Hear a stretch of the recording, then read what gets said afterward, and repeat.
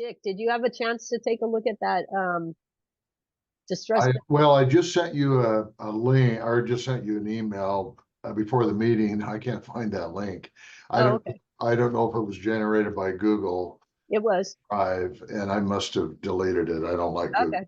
All right, no worries. I'll redo it. Send it again. Thanks. Okay. Uh-huh. But No I problem. like that, and I'm going to start using it too. You might explain what it is. I think it's a great idea.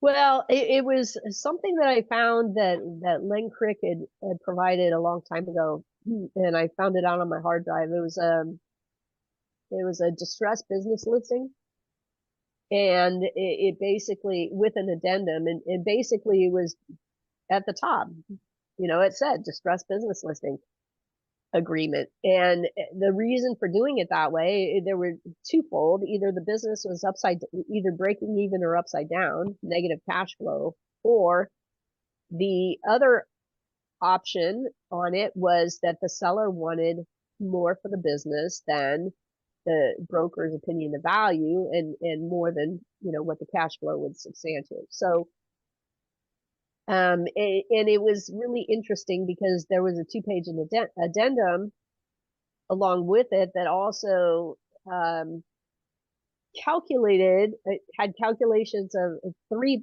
pricing tiers: a high price, a medium price, and a low price that would automatically adjust. So the high price, the business would be listed for the high price for the first 3 months. It was a 6-month listing. High price for the first 3 months, medium price for the next 2, and low price for the last month. And then it also had a tiered commission schedule where it was like 15% for the first 3 months, I think 12% for the next 2 months, and then 10%. So the whole purpose was to get a seller's acknowledgement that this is a distress sale. You're not getting financials. And also there was a provision in it that that confidentiality did not have to be maintained, which was interesting. And there were some other things in there that just kind of simplified the process. And then the marketing materials were also very much simplified because, again, you're not really trying to sell a business based on cash flow, which is what we're normally doing. And no, there is not an EXP commercial form for a distressed business. So that's kind of what Dick and I are working on, is taking those documents and reformatting them and putting in, cleaning things up, reformatting it, and creating something for EXP commercial. So we'll have that available at some point. I don't know when, but it was kind of just a cool find. I had forgotten hearing Len talk about that in the past. This was several years ago. I think that document has been on my hard drive since like 2020, maybe 19. Let me ask you a question, Yeah. Tanya. Did you say there's a point where there's no confidentiality, right? There's Yeah. no, can you put a sign up in front of the business for sale? Yep. So at that point, it's up to your discretion at that point, right? Yep. Which is kind of what I like to see. So at first they can ask for $1 trillion for their business and it's only worth $100. And you can take the listing under this distress, if they'll sign the distressed agreement. And if you can get $1 trillion for it, great. But it's basically, it's going to lead to a sign in front of their businesses, and you have that option. That's what I like about it. Well, I would be very careful about doing that. What do you mean? Taking listing with too Both. high of a price? Yeah, both.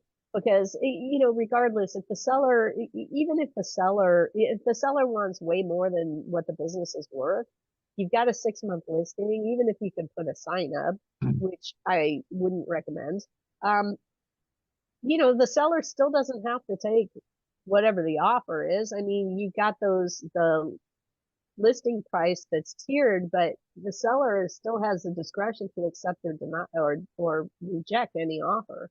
So if a seller is stuck on 1.2 million and his business is worth 250,000, it's just not a good use of time. He's in 6 months, he's never going to come down that low.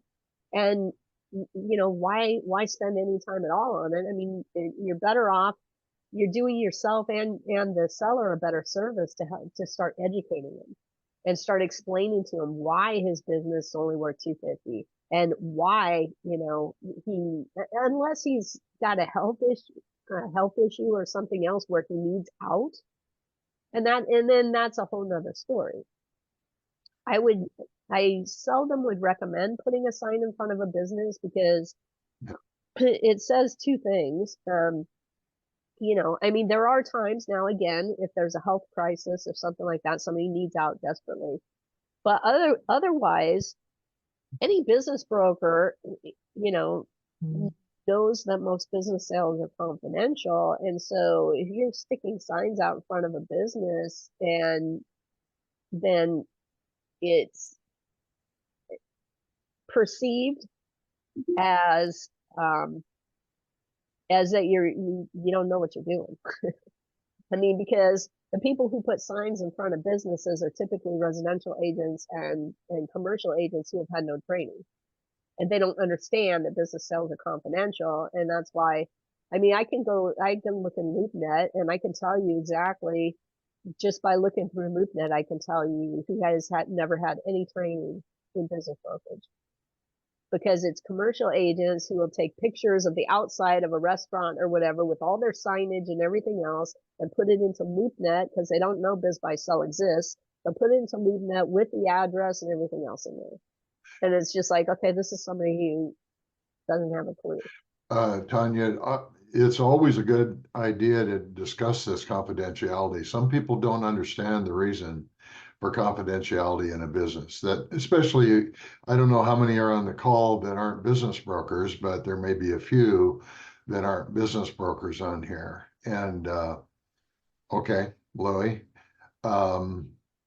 So there's a real important factor if you're a business owner. You've got employees, you've got vendors, you've got customers, you've got competitors, you've got all sorts of people that are interested in either your success or your demise.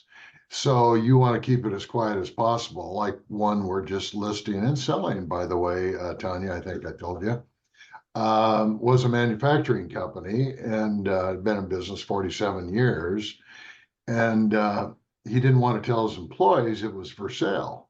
And yet the community seemed to know more than his employees did. I don't know how they found out. But in any case, he was really concerned about that because he wants to sell his business together. He wants his employees to have a job when he leaves. It's on an island. It's there are not that many jobs out there, and these are skilled employees that he's trained, and they're like family to him. And he wants to sell the business together with the real estate. You forgot you said together, but you missed the rest of that. Oh, well, we didn't sell the real estate on this deal. We just put an option on it. I think maybe I mentioned, but yeah, right. I'm sorry. I wasn't clear. But the whole thing about confidentiality is a real deal. And be careful with that because you can lose a client over that one real easy if you're not careful. And that's why I send out an NDA. Like I got a call I'm going to have to take before the end of this meeting. And I haven't talked to them yet. They're a client. They called me, which is always nice. But I sent them an NDA. I researched them. I found out who they were, what their address, best I could. And I sent them an NDA. Now, I don't need an NDA for the phone call. However, I think they like it if I've sent them an NDA. And so they're more open on the call with me. I don't know, Tanya, maybe you have a different way of thinking, but I kind of like the fact that, they feel covered. They can tell me their financials. They can tell me stuff maybe they wouldn't feel comfortable otherwise. Yeah. And so the NDA you're talking about is the broker NDA, basically saying that the broker will keep everything confidential as opposed to the NDA that we typically send to buyers. That's right. It's Different. my NDA, and you send Yeah. one, I'm guessing, right? To all your clients, I don't. don't I you? I don't. I offer it to them if they, if Okay. they, but in general, I don't make it a regular practice because probably one out of every 15 or 20 wants it. And Okay. so like why I don't like doing busy work. Well, it's just something easy for me to do Yeah. on my website. I just click NDA and put in information, and auto goes to generates and goes to them. But Yeah. I don't know whether it helps or not, Tanya. It's a psychological thing. Remember what you've said about psychology in this business. Absolutely. Absolutely. Anyway, that's my take on it. Yeah, the Tanya's other an thing about attorney, though, and I always defer to Tanya when it comes to legal matters. I'm more of a counselor, so I think on that side of the brain a little bit more, and I'm thinking of trust issues here that aren't legal issues. So that's just the way I think. Yeah, the other thing about confidentiality is that if you have a business that has any key employees and the key employees find out the business is for sale, it can make them nervous. They can go find another job and leave the business, and that immediately affects the business value. So you have a big drop in the business value just because of that confidentiality was breached. And so that can oftentimes cause issues too. So I would say when you're talking about putting a sign in front of a business, the only time you would ever want to do that is when you have a small retail business where it's owner operated and the only employees are family, and the family already knows they're selling. And so at that point, it doesn't matter. And I would discuss it with them first if they wanted a sign, because first of all, I don't even have signs. I've never Right. had signs in business brokerage. That's one of the things I love about business brokerage. We don't have to deal with signs. So, but if you choose to put a sign in front of, maybe you're selling the business and the commercial property, maybe you want to put a sign there because the commercial property is for sale. So, the distressed business listing agreement, even though it authorizes it, I would still always double check, triple check with the seller of the business to make sure before doing that.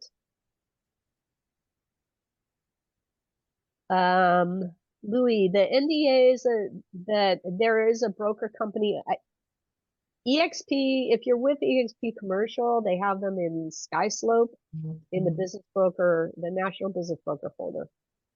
And there is a broker agreement and a broker confidentiality agreement. There's also a buyer confidentiality agreement.